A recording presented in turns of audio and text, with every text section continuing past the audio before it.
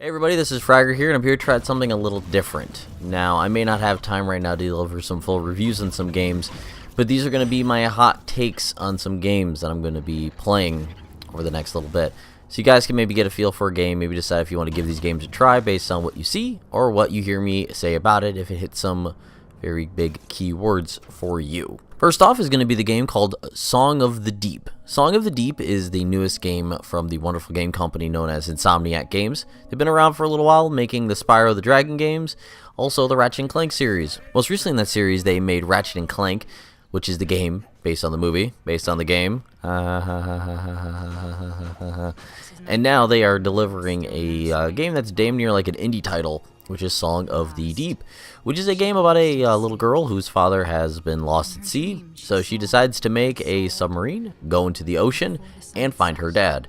What this ends up being is a 2D Metroidvania game, but since you are in a submarine, you've got full freedom of movement in all directions for the most part, until you start bumping into things that require abilities or things of that nature in order for you to progress, like a Metroidvania game. Now, this genre recently has become a lot more flooded because of the fact that for a little while there, no one was making Metroidvanias, and then a couple of really high-profile ones hit, like Shadow Complex, and then everyone decided to make Metroidvania games. As someone who is a huge fan of those, it's always good to see a good one pop up, which is exactly what this game is. This is a true Metroidvania type game with warps, backtracking, the whole 9 yards. It seems that it's taking more of a cue from a game like Shadow Complex than anything else, where you have a big overarching map and you're kind of moving more linear and you're not backtracking too much, but you are doing a little bit here and there. Now, you do have your main objective, which is to find your dad, and then you learn some other stuff along the way. The story of the game is almost delivered entirely via narration, which is something that I'm actually a big fan of. She awoke with a jolt. A desperate and dangerous plan was already forming in her head. She took scraps of metal and wood her father had caught in his nets and pieced them together. She hammered and bolted, she measured and sawed, and before the sun had set, she had built a tiny, rickety submarine. I guess it also helps that the narration, as you can tell, is pretty well done. There's a few things that I'm not a big fan of with this game. Sometimes it feels like I can do things that I should be able to do, or I don't know why I can't do something.